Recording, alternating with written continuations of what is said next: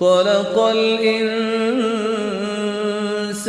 علمه البيان. نحمده ونصلي على رسوله الكريم، أما بعد، فأعوذ بالله من الشيطان الرجيم. بسم الله الرحمن الرحيم.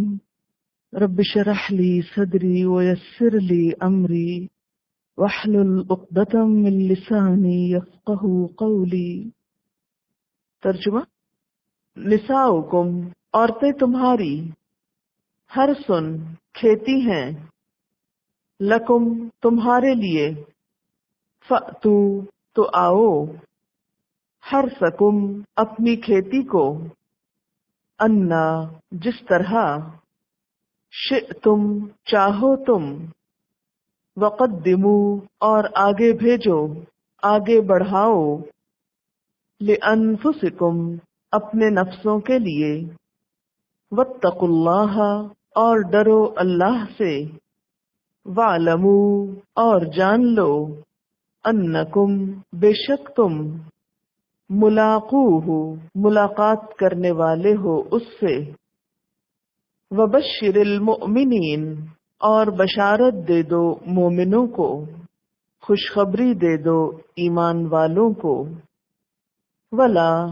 اور نہ، تجعلوا اللہ، تم بناؤ اللہ کو، عرضتاً، ڈھال، آڑ، نشانہ، لأیمانکم، واسطے اپنی قسموں کے، ان کہ، تبرو، تم نیکی نہ کرو گے، یہ اصل میں ہے ان لا تبرو، عربی اسلوب کی وجہ سے یہاں لا محذوف ہے، وتتقوا، اور تقوی نہ اختیار کرو گے،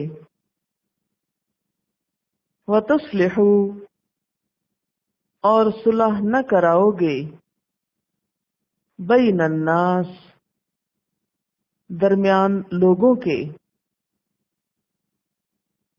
واللہ، اور اللہ، سمیع علیم، سننے والا ہے، جاننے والا ہے، لا، نہیں، یؤاخذکم، مواخذہ کرے گا تمہارا، اللہ، اللہ تعالی، باللغو، ساتھ لغو کے، فی ایمانکم، تمہاری قسموں میں،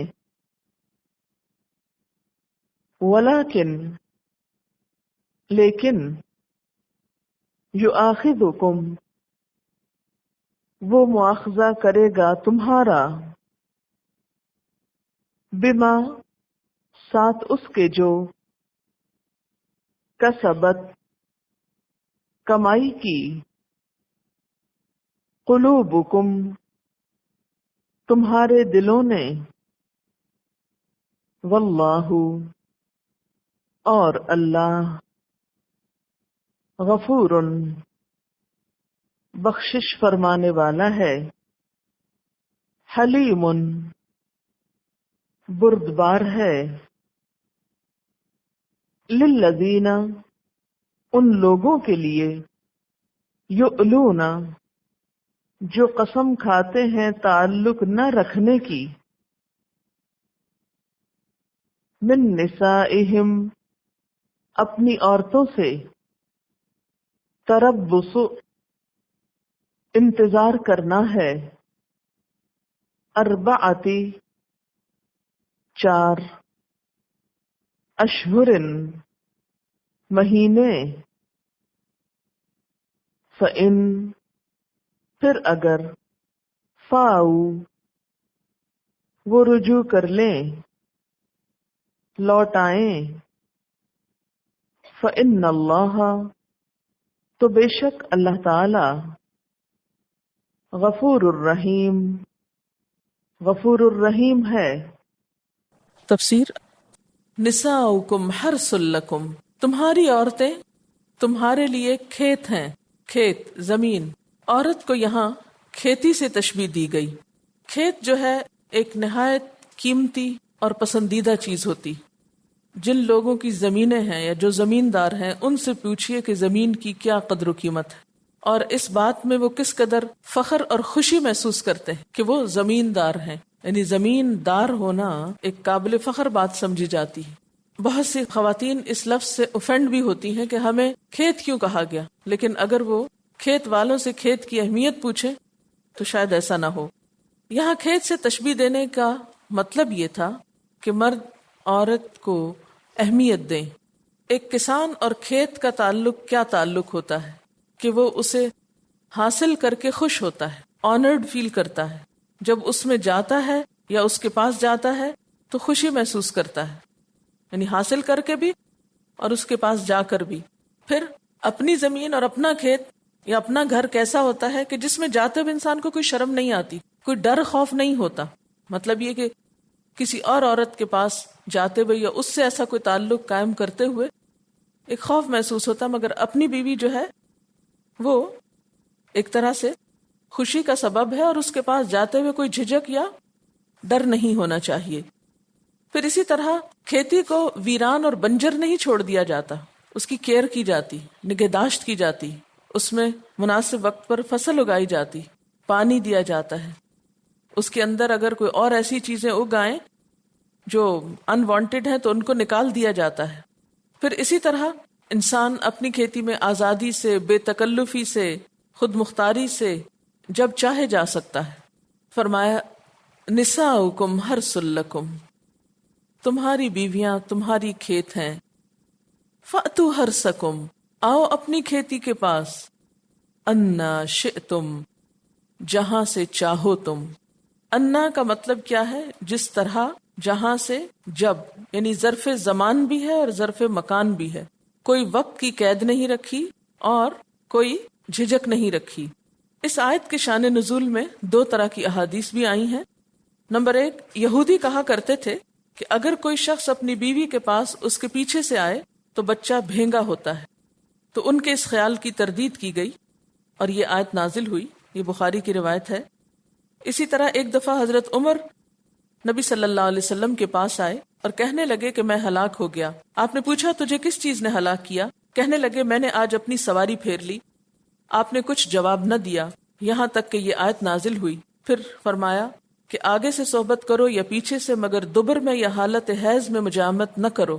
تو انا شئتم کا مطلب یہی ہے. اس سے مراد یعنی دبر میں جانے کی اجازت نہیں، لیکن رخ کوئی بھی ہو سکتا ہے. وقدموا لانفسکم، اور آگے بھیجو اپنے نفسوں کے لیے. قدموا کا لفظ قدم سے ہے، قاف دال میم اس کا روٹ ہے. قدم اٹھانے سے مراد ہوتا ہے آگے چل کے جانا. تو قدموا لانفسکم کا مطلب کیا ہے کہ اپنے لیے آگے بڑھاؤ. یعنی نمبر 1، عورت کے پاس محض سیر و تفریح کے لیے نہیں جاؤ. عورت کو جسٹ فار انجوائمنٹ مت سمجھو، بلکہ جس طرح کھیت میں محض تفریح کے لیے نہیں جاتے اور زمین کو ایسے ہی بنجر ویران نہیں چھوڑ دیتے بلکہ وہاں پر کچھ اگاتے ہو، اسی طرح بیوی کے ساتھ تعلق میں یہ بات سامنے رہے کہ اس سے اولاد بھی حاصل کرنا ہے. اپنے لیے آگے بڑھاؤ یعنی نسل کو آگے بڑھاؤ، یہ مراد ہے. دوسرا معنی یہ ہے کہ آخرت کی فکر بھی کرو، اپنی آخرت کے لیے آگے بڑھاؤ. کیا؟ یعنی اگر اچھے بچے ہوں گے تو صدقہ جاریہ ہوں گے، تمہارے لیے خوشی کا سبب ہوں گے، تو تمہاری آخرت میں تمہیں کام آئیں گے. یعنی بچوں کے نیک عمل جو ہیں وہ ماں باپ کے لیے صدقہ جاریہ ہوتے ہیں. اور اگر انسان اولاد کی اچھی تربیت نہیں کرتا اور محض اپنے نفس کی تسکین کے لیے شادی کرتا ہے اور اس کو آگے کی کچھ فکر نہیں، تو یہ طریقہ درست نہیں. اور ایک مطلب یہ بھی بنتا ہے کہ شادی محض ایک انجوائمنٹ نہیں اور زندگی کا مقصد محض شادی کرنا یا مرد اور عورت کے تعلق کے گرد گھومنا ہی نہیں. یعنی زندگی صرف یہ نہیں کہ ایک عورت مرد کے بارے میں سوچتی رہے یا مرد عورت کے بارے میں سوچتا رہے یا دونوں ایک دوسرے کے خیال میں گم رہے اور اسی میں جئیں اور اسی میں مریں اور دنیا میں کوئی اور کام نہ کریں تعمیری طور پر، اور نہ آخرت کی کچھ فکر کریں، نہ کوئی بڑے مقصد کے لیے جئیں. تو مسلمان صرف ایسے نہیں جیتا. ٹھیک ہے، یہ دونوں کا تعلق جو ہے یہ ایک فطری تسکین ہے، خوشی کا سبب ہے، گھر انسان کے لیے آرام اور سکون کا سبب ہے، لیکن سب کچھ صرف گھر اور دنیا ہی نہیں. قدموا لانفسکم، آگے کی بھی فکر کیا کرو، صرف یہی نہیں رہنا، آگے بھی جانا ہے. تو دو بڑے مطلب ہوئے، ایک تو یہ کہ عورت کے ساتھ محض ایک انجوائمنٹ کا تعلق نہ ہو بلکہ اولاد بھی ہونی چاہیے، اور دوسرا مطلب کیا ہے کہ محض انجوائمنٹ اور اولاد ہی نہیں زندگی، بلکہ اس سے بڑھ کر آگے تم آخرت کی تعمیر کی بھی فکر کرو. واتقوا اللہ، اور ڈرو اللہ سے. اب آپ دیکھیں کہ باتیں کیا ہو رہی ہیں، حیض کی، طہر کی، شادی کی، اور اس میں تقوی، اس لیے کہ ان ساری چیزوں میں جب تک خدا کا خوف نہ ہو اس وقت تک حقیقی خوشی حاصل نہیں ہو سکتی. اور اللہ سے ڈرو، وَاعْلَمُوا، اور جان لو، علم حاصل کرو، کس بات کا؟ انکم ملاقو، کہ تم اس سے ملاقات کرنے والے ہو، اللہ کو جا کر ملنے والے ہو. اگر دنیا میں تم نے ایک دوسرے کے حقوق نہ دیے، شوہر نے بیوی یا بیوی نے شوہر کے حقوق پامال کیے، تو جان لو کہ تمہیں اللہ کو جواب دینا ہے.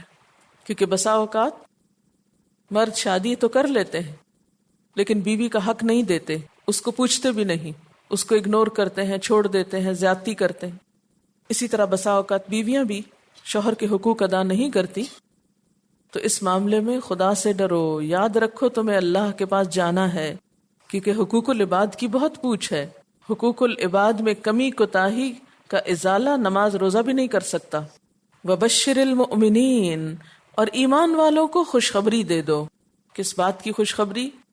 کہ ان کے لیے اللہ نے اس تعلق کی اجازت دے کر ایک خوشی کا موقع پیدا کیا دنیا میں، پھر اولاد دی جو صدقہ جاریہ بنے گی، پھر اگر خود اچھے کام کیے، تقوی اختیار کیا اور دوسروں کے حقوق ادا کیے اور اولاد کی اچھی تربیت کی تو جنت کی خوشخبری بھی ہے. وَلَا تَجْعَلُوا اللَّهَ عُرْضَةً لِأَيْمَانِكُمْ، اور نہ تم بناؤ اللہ کو نشانہ اپنی قسموں کا. عرضہ عین رے دواد اس کا روٹ ہے. عرضہ کا معنی ہوتا ہے سامنے، اور عرضہ کہتے ہیں ڈھال کو، کیونکہ ڈھال بھی کیا کی جاتی، جب وار آتا ہے تو انسان اپنے سامنے کر لیتا ہے. پھر اس کا معنی رکاوٹ بھی ہے، نشانہ بھی ہے، آڑ بھی ہے. تو اللہ کو آڑ نہ بناؤ، ڈھال نہ بناؤ اپنی قسموں کے لیے. اور قسمیں بھی کیسی؟ ان تبرو، یعنی اللہ تبرو، کہ تم نیکی نہ کرو گے، تقوی نہ کرو گے، لوگوں میں صلح نہیں کراؤ گے. یعنی اللہ تعالیٰ کی ہستی تو رحمان اور رحیم ہے، پھر اس رب کا نام لے کر، اس کے نام کی قسمیں کھا کر تم خیر سے رکو گے، تم نیکی کے کام نہیں کرو گے، یہ کیسے درست ہو سکتا ہے؟ یعنی اللہ کا نام لے کر نیکی مت چھوڑو، اللہ کے نام کی آڑ میں اچھے کام مت چھوڑو. اس کی مثال کیا ہے؟ اس کی مثال ایسے ہی ہے جیسے کوئی اللہ کے نام کی قسم کھا کر کہے میں تمہیں تمہارا حق نہیں دوں گا، میں تمہیں کوئی چیز نہیں دوں گا، مثلا میں تمہیں کبھی سلام نہیں کروں گا، یا یہ کہ میں فلاں لوگوں کے درمیان صلح نہیں کراؤں گا. فرمایا کہ مومن کی تو یہ شان نہیں ہو سکتی، ویسے بھی وہ اس طرح کے کام نہیں کرتا. کہاں یہ کہ وہ قسم کھا کر ایسی باتیں کرے. واللہ سمیع علیم، اور اللہ سننے والا ہے، جاننے والا ہے. یعنی اللہ تعالیٰ کے عظیم نام کو ایسی لایانی قسموں کے لیے استعمال کرنا تو ایسا ہی ہے جیسے مثلا کسی مچھر کو مارنے کے لیے ایک توپ چلائی جائے. یعنی اتنے پیٹی تھنگس پر، چھوٹی چھوٹی باتوں پر تم اللہ کے نام کی قسمیں کھاتے ہو، اور وہ بھی کام یہ کہ ہم نیکی نہ کریں گے. یعنی نیکی اور تقوی کے خلاف قسموں کے لیے ایسے پاک نام کو استعمال کرنا جو ہے یہ درست نہیں. واللہ سمیع علیم، اللہ سننے والا ہے، جاننے والا ہے. اس کا کیا مطلب ہے؟ کہ جو تم کہہ رہے ہو، جو قسمیں بول رہے ہو، وہ سنتا ہے، اور جو تم دل میں سوچے ہوئے ہو وہ جانتا ہے. یہ جو یہاں ایکسپریشن ہے نا ان تبرو، تو عربی زبان میں بعض حالات میں ان سے پہلے مضاف یا حرف لا کو حذف کر دیتے ہیں، اور اس کو سیاق و سباق سے سمجھتے ہیں. یعنی کیسے پتا چلا کہ یہاں حذف ہے؟ کیونکہ کانٹیکسٹ یہی بتا رہا ہے. کیونکہ اگر ہم یہ کہیں کہ تم نیکی کرو گے اور تقویٰ کرو گے اور صلح کراؤ گے تو پچھلی والی بات کا کوئی مقصد نہیں بنتا نا، کہ تم نہ بناؤ اللہ کے نام کو آڑ کہ تم نیکی کرو گے. اس کا کیا مطلب ہے؟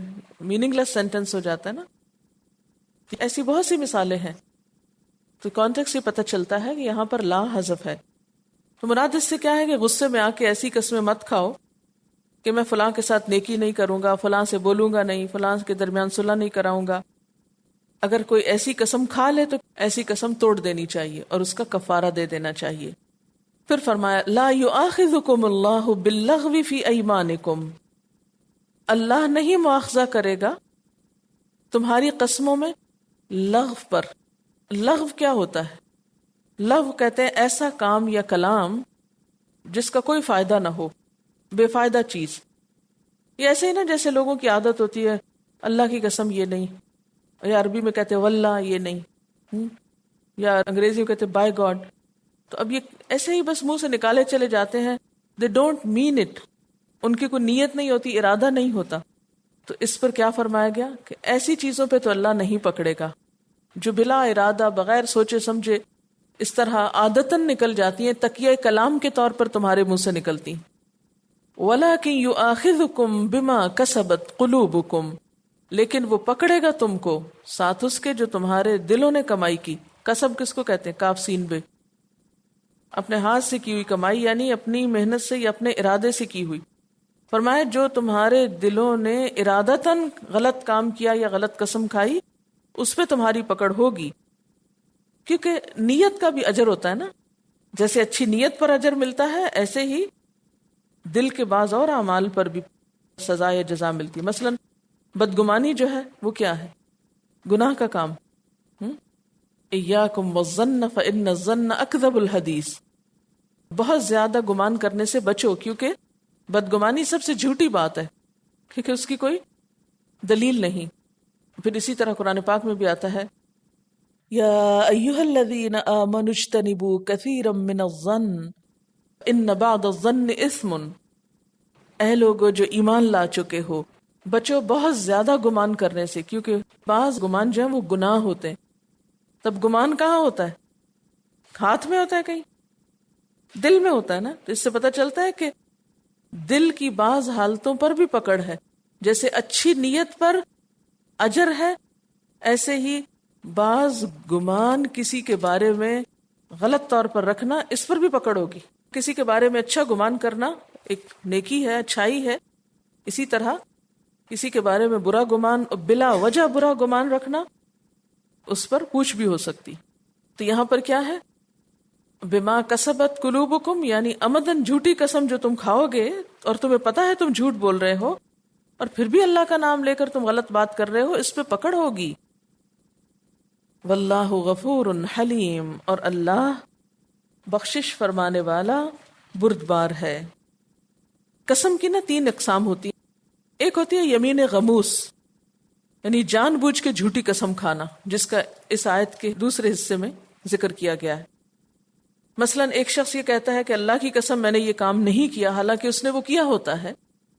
اس قسم کو غموس اس لیے کہتے ہیں کہ یہ قسم اٹھانے والے کو گناہ میں ڈبو دیتی. غمسہ کا کیا مطلب ہے؟ ڈبونا. تو ایسے قسم میں توبہ استغفار کرنی چاہیے، کیونکہ اس پہ پکڑ ہے. معافی مانگ لینی چاہیے اللہ تعالیٰ سے اگر ایسی کوئی بات زبان سے نکل گئی ہو، ورنہ قیامت کے دن محاسبہ ہوگا.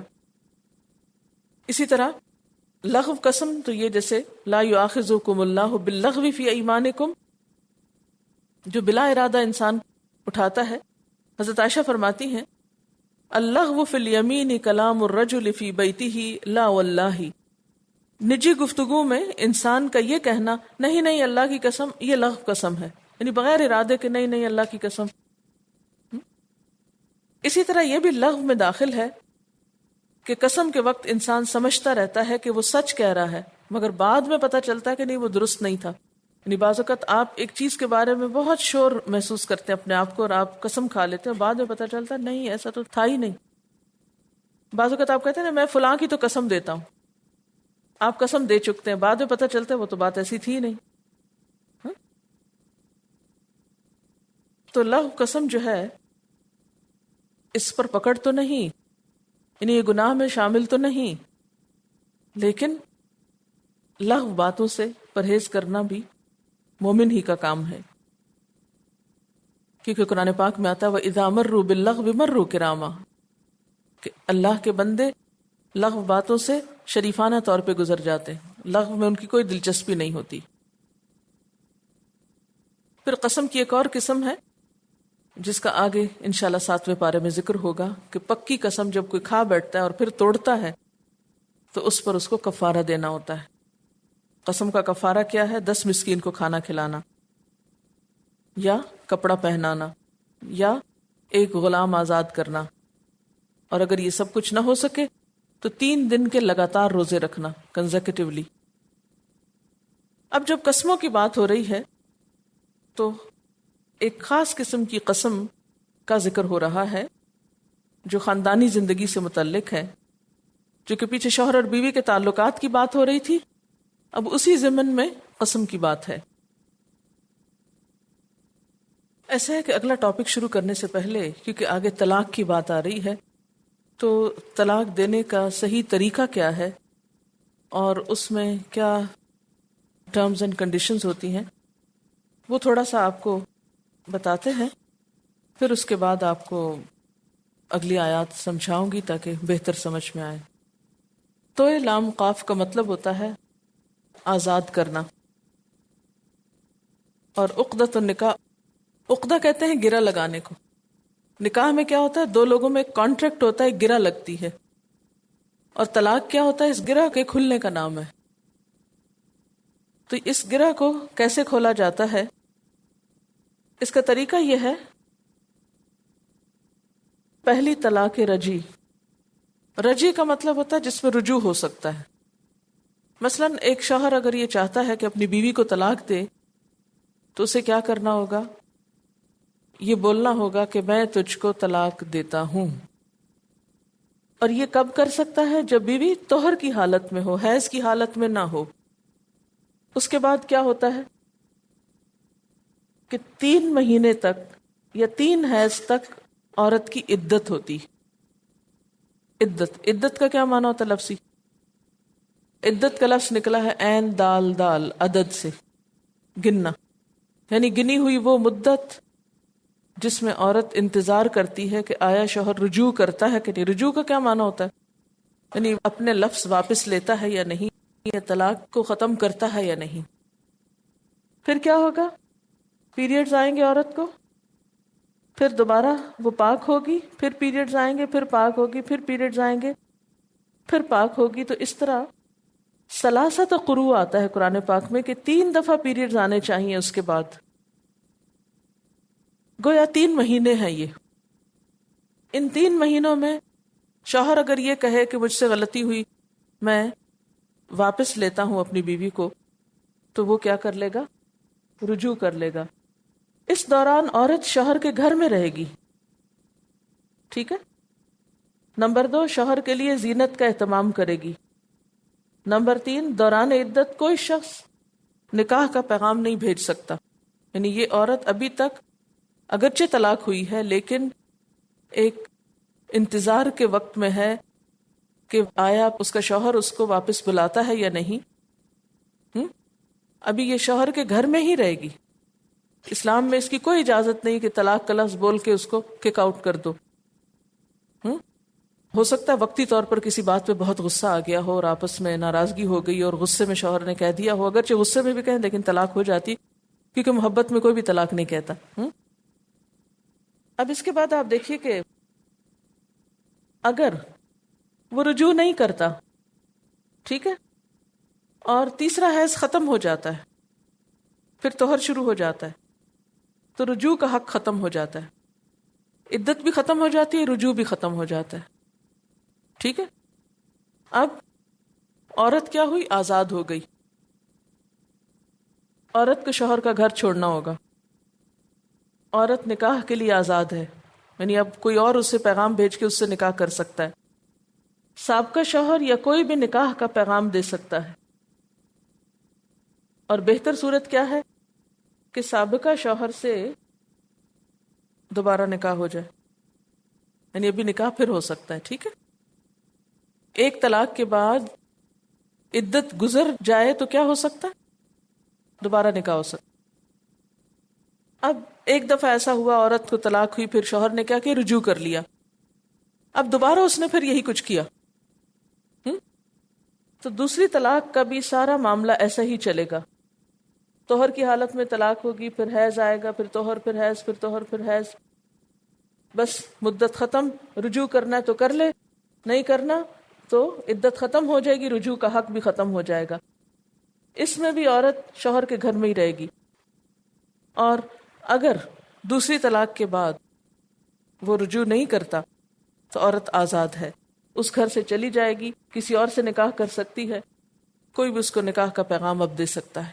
ٹھیک ہے. اب اگر 2 چانسز ایسے ہو چکے اور تیسری مرتبہ اس نے پھر یہی کر دیا، پھر طلاق بول دی، تو اب کیا ہوگا؟ تیسری طلاق جو ہوتی ہے رجی نہیں ہوتی، بائنا ہوتی. بائنا بین سے، بین کا کیا مطلب؟ جدائی. اب الگ ہو جائیں گے، اب کوئی رجوع کا حق نہیں. حالت طہر میں طلاق ہوگی. اس کا یہ مطلب نہیں کہ حالت حیض میں طلاق نہیں ہو سکتی، لیکن مستحب صورت یہی ہے کہ حیض میں نہ دی جائے، کیونکہ ابھی نا عذاب، وہ اذیت کی کیفیت ہوتی، بیماری کی کیفیت ہوتی. لہذا طہر میں ہی طلاق ہوگی، اور حیض میں بھی ہو سکتی ہے. بہرحال پھر کیا ہوگا؟ پھر اسی طرح 3 مہینے کی مدت ہوگی. اب رجوع نہیں کر سکتا شوہر. ٹھیک ہے. اب کیا کرنا ہوگا؟ اس عدت میں عورت شوہر کا گھر چھوڑ دے گی. دوران عدت کوئی بھی شخص اشارتاً نکاح کا پیغام دے سکتا ہے، کلیئرلی نہیں پروپوز کر سکتا، یعنی کوئی مینشن کر سکتا ہے، یعنی کسی دوسرے کے پاس یا کسی بھی طریقے سے. اب کیا ہوگا؟ عورت نکاح کے لیے آزاد ہے. سابقہ شوہر سے نکاح کا حق نہیں رہا، اب نہیں دوبارہ اس سے نکاح ہو سکتا. پہلی اور دوسری طلاق کے بعد پہلے ہی شوہر سے نکاح ہو سکتا ہے، لیکن 3 دفعہ طلاق دینے کے بعد دوبارہ اب نکاح اس سے نہیں ہو سکتا. ہاں، سابقہ شوہر سے حلالہ کے بعد نکاح ہو سکتا ہے، لیکن حلالہ کے بارے میں حدیث بہت سخت ہے. حلالہ کی نیت سے نکاح کرنا یا کروانا ناجائز ہے، اور نبی صلی اللہ علیہ وسلم نے اس شخص پر لعنت کی ہے جو حلالہ کرے یا کرائے. طلاق کیسے دی جاتی ہے؟ مثلا اب میں مثال سے سمجھاؤں گی. ایک شخص نے ایک عورت کو محرم کے مہینے میں طلاق دی. ٹھیک ہے، حالت طہر میں. اب کیا ہوا؟ اب اس کو پیریڈز ہوئے. اب 1 مہینہ گزرا، محرم، پھر سفر، پھر ربیع الاول گزر گیا. ٹھیک ہے. اب کیا ہوگا کہ ربیع الثانی کی بگننگ میں کیا ہوگا؟ جب اس کو پیریڈ شروع ہوں گے تو کیا ہوگا کہ اب اس کی مدت ختم ہو رہی ہے. اس میں تھوڑا سا اختلاف ہے فقہا میں. بعض کہتے ہیں کہ پیریڈ شروع ہوتے ہی 3 مہینے پورے ہو جائیں گے، بعض کہتے ہیں کہ نہیں، پیریڈز ختم ہونے کے دن بھی کاؤنٹ کیے جائیں گے، اور جب پاک ہوگی تو پھر اس کے بعد اس کی مدت ختم ہوگی. یہ تھوڑا سا فرق ہے، کیونکہ بعض قروء سے مراد حیض لیتے ہیں، بعض اس سے مراد طہر لیتے ہیں. اب آپ دیکھیں کہ اگر کسی نے 1 طلاق کہی ہے اور 3 مہینے کے اندر، یعنی تیسری دفعہ پیریڈ شروع ہونے تک اگر وہ رجوع کر لیتا ہے تو دوبارہ نکاح کی ضرورت نہیں ہوتی. اگر رجوع نہیں کرتا، سال بعد پھر خیال آتا ہے کہ بچے رل رہے ہیں یا کچھ اور مسئلہ ہے، دوبارہ نکاح کر سکتا ہے. پھر اسی طرح دوسری مرتبہ بھی اگر اس نے رجوع کر لیا تو ٹھیک، اگر رجوع نہیں کیا تو نکاح ہو سکتا ہے. لیکن تیسری مرتبہ نہ رجوع ہو سکتا ہے نہ نکاح ہو سکتا ہے. سمجھ گئے اس بات کو؟ چلیے اب ہم دیکھتے ہیں یہاں پر ان آیات کا مطلب کیا ہے. لِلَّذِينَ يُؤْلُونَ مِن نِّسَائِهِمْ تَرَبُّصُ 4 أَشْهُرٍ، جو لوگ اپنی عورتوں سے تعلق نہ رکھنے کی قسم کھا بیٹھتے ہیں ان کے لیے 4 مہینے کی مہلت ہے. یہاں پر ایک لفظ استعمال ہوا یؤلون، الا یألو ایلا، باب افعال سے. اس کا لغوی معنی ہے کسی امر میں کمی اور کوتاہی کرنا. کسی کام میں کمی کوتاہی کرنا۔ اسی طرح الہ کا معنی ہوتا ہے کسی چیز کے ترک کی یا کسی چیز کو چھوڑنے کی قسم کھا لینا۔ یہ عرب جاہلیت کی ایک اصطلاح ہے جس کا مطلب ہے بیوی سے تعلق نہ رکھنے کی قسم کھانا، اور تعلق نہ رکھنے سے مراد ازدواجی تعلق ہے۔ ان لوگوں کے لیے جو یہ قسم کھا لیتے ہیں کہ میں اپنی بیوی سے آج کے بعد کوئی تعلق نہیں رکھوں گا، ان کو وارننگ دی گئی کہ اس تعلق نہ رکھنے کی لمٹ کتنی ہے؟ تربص 4 اشہر، 4 مہینے انتظار، 4 مہینے۔ تربص رے بے صاد، کسی معاملے کے پورا ہونے کا انتظار کرنا، معینہ مدت کا انتظار، مقررہ مدت کا انتظار، یعنی 4 مہینے پورے ہونے تک انتظار کرنا ہوگا۔ کس کو؟ بیوی کو۔ یعنی جو شخص اللہ کی قسم کھا کر یہ کہے کہ میں اپنی عورت کے ساتھ اتنی مدت تک جسمانی تعلق نہیں رکھوں گا جبکہ وہ مدت 4 مہینے سے زیادہ ہو، تو کیا حکم ہے؟ بس 4 مہینے تک عورت انتظار کرے گی۔ ایسا کیوں کیا گیا؟ اس لیے کہ اگر یہ ان لمیٹڈ پیریڈ ہو تو عورت کے لیے بہت نقصان ہے۔ حدیث میں آتا ہے نا کہ لا ضرر ولا ضرار، نہ کسی کو نقصان دو اور نہ نقصان اٹھاؤ۔ اگر 4 مہینے گزر جائیں اور ان 4 مہینوں میں شوہر کوئی جسمانی تعلق نہ رکھے تو عورت پھر کیا کرے گی؟ حاکم وقت کے پاس جائے گی اور طلاق لے لے گی، اور خاوند یا تو رجوع کر لے گا 4 مہینے کے اندر اندر یا پھر چھوڑ دے گا۔ فَإِن فَاءُوا، پھر اگر وہ رجوع کر لیں، فاؤ کا لفظ فے سے ہے، فے یہ حمزہ اس کا روٹ ہے، بری حالت سے اچھی حالت کی طرف لوٹنا۔ فا الظل سائے کے لوٹنے کے لیے استعمال ہوتا ہے۔ فے ان وہ سایہ جو زوال کے بعد لوٹے۔ ایک ہوتا ہے نا صبح کے وقت سایہ درختوں کا بنتا، اور ایک کیا ہوتا ہے سورج کے زوال کے بعد جو سایہ ہوتا ہے اس کو فے کہتے ہیں۔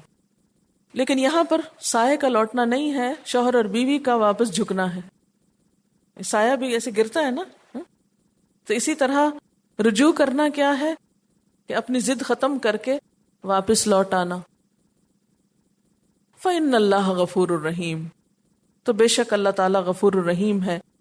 وہ انسانوں کی کمزوریاں سمجھتا ہے کہ انسان ایک دوسرے پر ناراض ہوتے ہیں، غصہ کرتے ہیں، اپنی اس عادت سے مجبور ہیں، ان کو معاف کر دیا جائے۔ وآخر دعوانا ان الحمد للہ رب العالمین۔ سبحانک اللہم وبحمدک اشہد ان لا الہ الا انت استغفرک واتوب الیک۔ والسلام علیکم ورحمۃ اللہ وبرکاتہ۔